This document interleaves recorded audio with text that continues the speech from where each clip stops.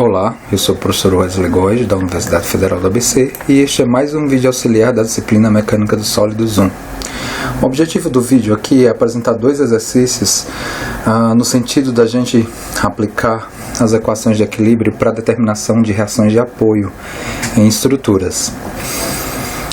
Nesse primeiro exercício, nós temos aqui uma viga curva com uma carga que representa, por exemplo, um fluxo de cisalhamento, tá? Isso a gente vai discutir um pouco mais na frente do curso. Mas, diferentemente das cargas que a gente apresentou no nosso curso, dois tipos de carregamento, distribuídos, uniformemente distribuído, representado por um retângulo de valor W, por exemplo, força por unidade de comprimento, e uma carga linearmente distribuída com o valor W na extremidade, em uma das extremidades da função e zero na outra extremidade do domínio. E esse caso aqui é um caso diferente dos que a gente apresentou, tá? A gente tem, na verdade, um fluxo de força distribuída, ainda continua, unidade de força por unidade de comprimento. Agora o comprimento é um comprimento que segue aqui a curva, a orientação da curva dada. Aqui a gente tem uma semicircunferência de raio R e direção θ qualquer a partir dessa referência aqui, e a intenção é calcular as reações de apoio, a reação vertical aqui no ponto A, a reação horizontal no ponto A e a tendência de giro que aparece aqui nesse engaste. Diferentemente das duas situações que a gente apresentou, essa situação de carregamento aqui aplicado, ela está associada à integral de função vetorial, que é o que a gente vai comentar aqui embaixo. Integral de função vetorial. Isso mesmo. O que acontece nessa situação aqui? Para cada elemento diferencial de força que a gente associa aqui para um comprimento ds de curva, a gente tem uma direção diferente de cada um dos elementos diferenciais de força, diferentemente da situação, por exemplo, que a gente apresentou, que é a situação de carga uniformemente distribuída, onde para cada elemento diferencial de força que você pegasse, você teria sempre a resultante da força naquele elemento diferencial de força sempre apontando para baixo. Veja que aqui não. Para esse elemento diferencial de força, a direção desse diferencial de força, ele tem essa condição aqui. Já se eu pegar, por exemplo, um diferencial de força aqui, por exemplo, nessa região do arco, a direção aqui desse elemento diferencial é diferente dessa daqui. Então, para a gente conseguir transformar esse elemento daqui de força por unidade de comprimento em unidade de força, no sentido que a gente possa contabilizar a contribuição de todos esses elementos diferenciais, a gente vai agora, para cada um dos elementos diferenciais, projetar essa força na direção Y e na direção X, porque aí sim, essa projeção, para cada um dos elementos diferenciais, ela sempre vai estar associada ou ao eixo X ou ao eixo Y, ou seja, a direção ela não muda. Então, por isso, dessa composição aqui, desse elemento aqui diferencial de força projetado na direção Y e projetado na direção X. Esse elemento diferencial aqui de força, ele tem um diferencial de θ associado a ele, e eu destaco ele aqui, se isso aqui é θ, aqui é 90, aqui é 90 menos θ.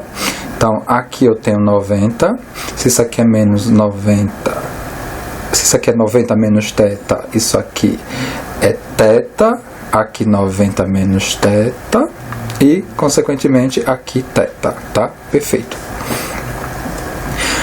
A gente destaca essa condição da projeção, da força na direção Y e na direção X, porque aí sim, esse elemento e esse elemento aqui eu vou poder passar a integral no sentido de pegar toda a contribuição dos efeitos das forças diferenciais projetadas na direção y e x. Nesse sentido, eu tenho que o diferencial geral de força, né? Só lembrar que isso daqui é força por unidade de comprimento, e aí eu estou chamando o comprimento agora que acompanha a curva de S. Então eu vou ter, por exemplo, um ds aqui. Então a força vai ser justamente força por unidade de comprimento vezes comprimento, me dá a força. E o ds eu posso relacionar com esse outro, né, elemento diferencial, né? O comprimento da curva é R, está associado com o R vezes o dθ. Por quê? Porque quando eu for processar aqui a minha integral, ela vai ser processada em função do θ, possivelmente de 0 a π, né? Graus, 0 a 180 graus. A passagem seguinte é justamente escrever dfx e dfy em função de df, tá? Então a gente tem, por exemplo, que o seno de θ é dfx sobre df, e o cosseno, né, de θ é o dfy sobre o df. Ele não está aqui explicitado, mas ele está aqui escrito, já na expressão, tá? Já em função de df, né? dfx, dfy em função de df e da direção. Eu estou trazendo de novo esses elementos aqui, por quê? Porque a gente vai substituir esse elemento de df nessa expressão, e ds em função de r dθ, chegando-se a essa, né, e essa expressão, né? Primeiro substituindo df aqui e aqui, chegando nessas duas expressões, e substituindo ds aqui e aqui, chegando nessas duas expressões. Então agora, né, com esses elementos diferenciais aqui escritos, né, em x e em y, eu posso processar a integral do jeito que eu falei, tá?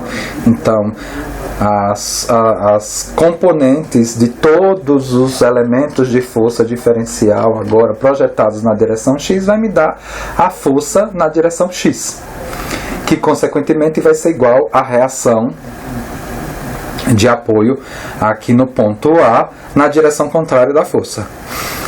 Então aqui a gente tem, na verdade, o valor de 2RW, né, Fx, e o Fy ele me deu 0. Então, nesse sentido, a força resultante, né, ela é paralela à direção x. A gente não sabe, né, em que posição ela está aqui para me dar uma equivalência estática de momento em relação a um ponto. Isso a gente vai fazer já. Mas a gente não tem essa informação. Mas o momento, né, já que a gente não tem, né, força na direção y, a gente só tem força na direção x, e essa força, né, a gente não sabe qual é a posição que ela está em relação ao ponto O. Para a gente calcular, né, esse giro daqui, a tendência de giro aqui, a gente pode calcular utilizando a lógica do vetor de força, né, total. Por quê? Porque eu sei que o braço dele é o próprio raio em relação ao ponto O. Então é isso que a gente vai fazer aqui, tá? Então o momento, na verdade, em torno do ponto O, que vai ser igual, né, na verdade, em módulo a reação de apoio ali no engaste, vai ser a força, que é WDS, né? O momento produzido por ela em relação ao ponto O. Aqui é o diferencial de força, né? Aqui é o diferencial de força, gente, ó. É esse elementozinho daqui, tá? Né? O DF, aqui é quem? É o WDS, vezes o braço QR.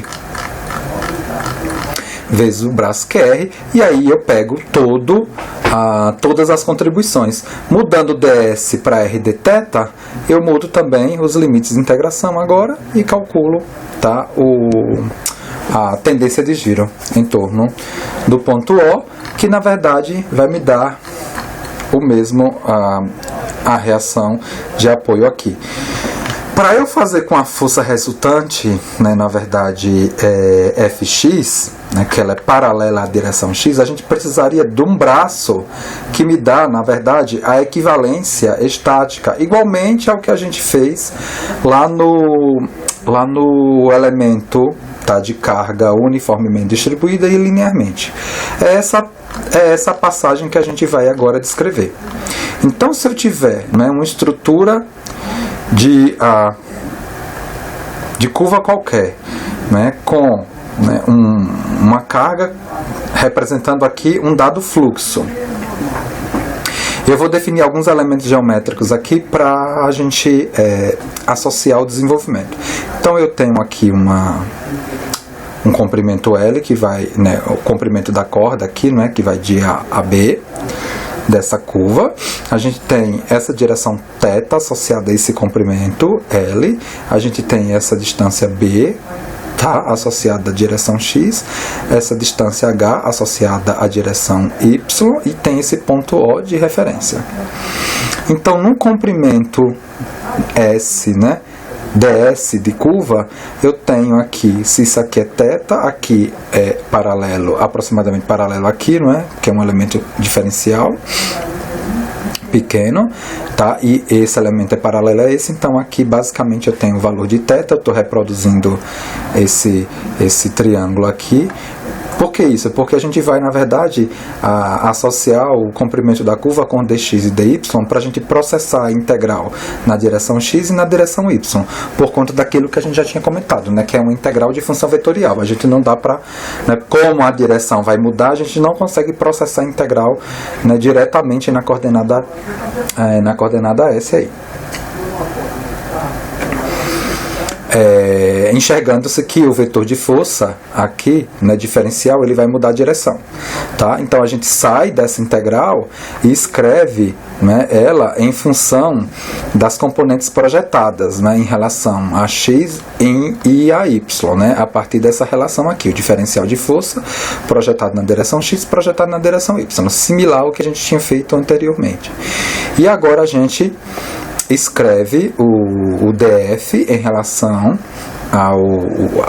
ao fluxo W e o comprimento diferencial aqui da minha curva. Então, nesse sentido, a gente já tem, né, o f de x escrito, né, dessa forma e o f de y escrito dessa outra forma. Com o ds em função de dx e dy, a gente explicita os limites de integração agora associado a x e associado a y. Então, a gente já tem que para essa condição, o fx e o fy, ela é dado justamente pela multiplicação de wb e wh. Para a gente pegar o f, basta a gente fazer a composição quadrada, a soma quadrada, né, aplicar Pitágoras, e a gente vai ver que a força é wl. Ou seja, para eu calcular a força resultante, basta eu pegar, né, o fluxo e multiplicar pelo comprimento da corda. Veja que foi o que deu aqui, né, no nosso caso, né, a força resultante vai ser quem? No caso anterior, né, com o desenvolvimento anterior, foi justamente quem? É W vezes o comprimento da corda, né? O comprimento da corda aqui, ó, é 2R. Tá? A questão é saber onde está posicionado essa força resultante, 2RW. A gente sabe que ela está paralela a x por conta desse desenvolvimento, que é a função fy, ele foi zero. A força resultante fy, ele foi zero aqui. Então a gente sabe que a força resultante total, ela é paralela a x, né, naquela condição anterior lá. Nessa situação, a gente precisa calcular a posição da excentricidade, onde essa força resultante ela vai estar, né, paralela, vamos dizer assim, né, ao comprimento da corda aqui, para me dar justamente a equivalência mecânica no sentido de produzir o mesmo giro, né? O giro produzido por esse fluxo aqui em relação a esse ponto O é o mesmo giro produzido por F em relação ao ponto O. Para isso eu preciso calcular essa excentricidade. Para a gente desenvolver isso, a gente vai pegar aqui um elemento diferencial, né, de área associado a um elemento diferencial de comprimento de curva, onde a gente tem aqui, na verdade, um triângulo retângulo representado aqui por quem? Pelo braço, né, porque a gente vai calcular momento, então a gente precisa do braço, dessa força em relação ao ponto O, ok? E a gente Com isso a gente consegue fazer uma relação, né, do comprimento diferencial de curva com o diferencial de área. Então, como aqui é um triângulo retângulo, né, a área dele vai ser quem? Vai ser a base vezes a altura dividido por 2 igual a dA. Então a gente consegue relacionar ds, né, com o diferencial de área e o braço, que é a normal, né? Lembra, a normal, o braço é a linha de ação que passa pelo diferencial de força, é perpendicular a ela e passa pelo ponto onde eu quero calcular a tendência de giro. Então a tendência de giro aqui, seguindo a regra da mão direita, é menos, né, vai ser F vezes a excentricidade, menos a integral. Por que integral? Porque eu quero calcular a contribuição de todos, né, de todos os elementos diferenciais de força, né, WDS, vezes os diversos braços N. Tá? Então, WDS é a força, vezes o braço me dá o momento. Como eu quero pegar todos os momentos, aplico a integral na coordenada S. A questão agora é substituir essa coordenada S aqui pelo diferencial de área. Então, o N vai embora e eu tenho 2dAW, tá? O 2W é constante, sai. Então, na verdade, a integral de dA é a própria área e a excentricidade fica quem? 2WA, e o F é justamente quem? É o W vezes o comprimento L, né? Dado anteriormente, né? E aí a gente sabe que, na verdade, a excentricidade é 2A sobre L.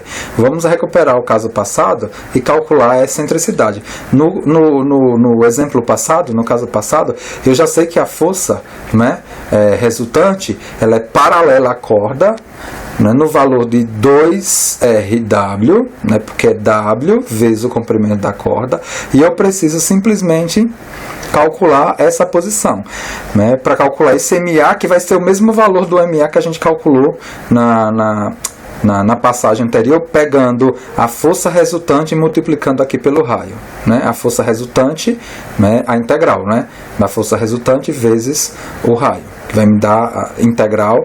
E nesse sentido aqui, porque todas as forças aqui diferenciais, elas têm o mesmo braço, que é o raio. Para isso eu preciso, para essa situação agora de equivalência mecânica, eu preciso da excentricidade dada por essa expressão. Então a área aqui da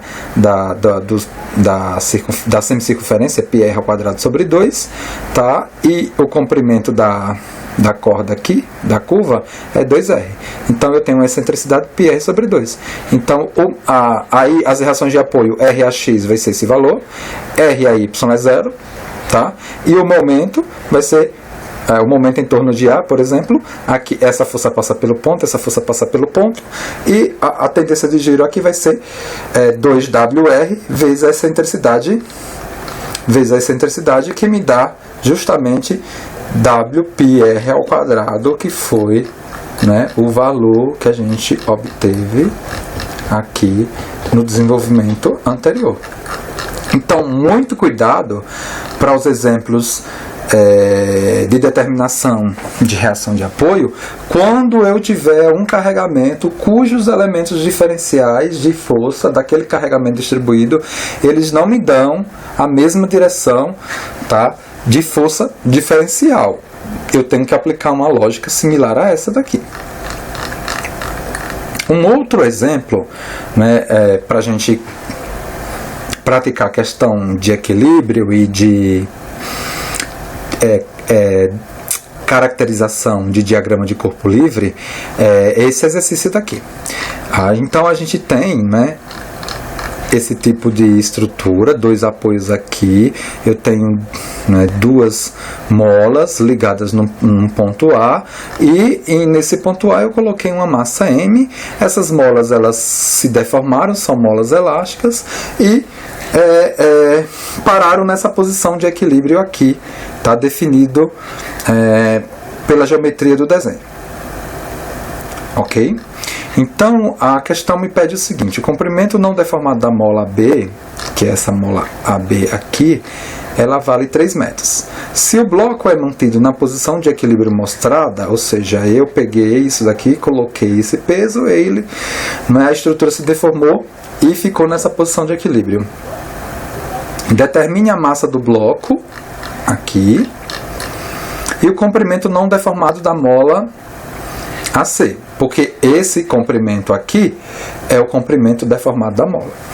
Para a gente resolver esse problema, por equilíbrio, e aplicando aí o conceito de diagrama de corpo livre associado ao princípio da ação e reação, terceira lei de Newton, a gente vai ter que pegar aquele material de apoio à aula de ações, esforços e estruturas e enxergar lá a definição de mola linear elástica. Então, a mola linear elástica, ela tem, uma relação entre força e deslocamento definida a partir de uma propriedade denominada de rigidez. A rigidez, na verdade, é a força necessária para se provocar o deslocamento unitário na direção da força. Então, a relação que a gente tem de força e deslocamento da mola, ela é linear. Está aqui a curva. E a rigidez é justamente dada pela tangente da curva, de um material caracterizando aí essa mola. Tá? Então, se a gente pega aqui a tangente de alfa, é o cateto oposto, que é a força sobre o deslocamento. Então, aqui a gente tem a tangente de alfa, a rigidez é um parâmetro do material, que me caracteriza o quê? Que me define o quê? A força necessária para se produzir um deslocamento unitário na direção da própria força. Quanto mais rígido a mola, mais resistência ao deslocamento ela proporciona. Tá? E veja que a unidade dela é compatível com a expressão que a gente deu aqui. Então, para a gente, na verdade, determinar as variáveis de interesse do exercício, que é o comprimento não deformado da mola C, e o peso aqui do bloquinho, a gente justamente caracteriza o diagrama de corpo livre no ponto A. Colocando o efeito das forças da mola e do bloquinho no ponto A. Então foi isso que eu fiz aqui. Eu coloquei o ponto A, associei um sistema de coordenada aqui. Veja que esse peso aqui tende a esticar, essa mola e essa mola. E para manter o equilíbrio, essa mola tende a esticar esse nó.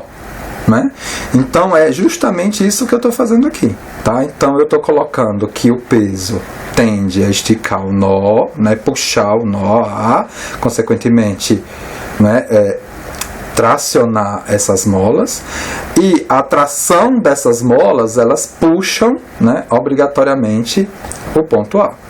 Tá? Então eu tenho aqui esse diagrama de corpo livre com as direções definidas aqui a partir da geometria. E com isso, eu consigo aplicar equações de equilíbrio para forças concorrentes no ponto, que são duas. Tá? Somatória das forças em X e somatória das forças em Y. Mas a força em AB eu posso calcular. Por quê? Porque eu tenho um comprimento final da mola já pela geometria e eu tenho um comprimento inicial que o exercício me deu. Então eu simplesmente fiz a compatibilização de unidade que já está feita, porque a rigidez já está em metro. Tá? E o comprimento final menos o comprimento inicial da mola me dá o deslocamento na direção da mola associado à rigidez dela. Então eu tenho aqui uma força de 60 newtons agindo no ponto A. O FAC eu não tenho, mas ele vai entrar como um elemento aqui incógnito para calcular o equilíbrio, porque na verdade eu vou ter essa incógnita e essa incógnita, que é a tração AD, que o cabo me faz aqui no ponto A, que depois vai equilibrar esse peso, que é uma outra variável que a gente precisa determinar. Então, como eu tenho duas incógnitas a se determinar e duas equações de equilíbrio, eu consigo resolver o problema. Então, basta agora eu aplicar a somatória das forças em X. Então, eu projetei essa força aqui, cosseno de alfa, vezes FAB, menos essa outra força aqui, cosseno de 45, vezes FAC igual a zero. E dessa forma eu encontro o FAC. A questão me pede o comprimento inicial dela. O comprimento final eu já tenho, que foi lá da geometria. Basta eu pegar esse ao quadrado mais esse ao quadrado e tirar a raiz. Tá aqui. A rigidez eu já tenho e eu acabei de encontrar, né, a força que atua justamente nessa mola C, encontrando o comprimento inicial de 0,85 metros. A somatória das forças em Y vai me dar justamente a tração no cabo, né, AD, que equilibra o peso M, a massa M acoplada justamente nesse cabo. Desenhando um outro diagrama de corpo livre aqui, eu consigo, por equilíbrio, né, somatória das forças em Y, encontrar justamente a massa a massa aqui desse bloquinho colocado nessa posição. Tá? Então espero que esse vídeo possa fortalecer aí mais um pouquinho esse tópico de determinação de reações de apoio e aplicação de diagrama de corpo livre para resolver problemas de equilíbrio. Até o próximo vídeo.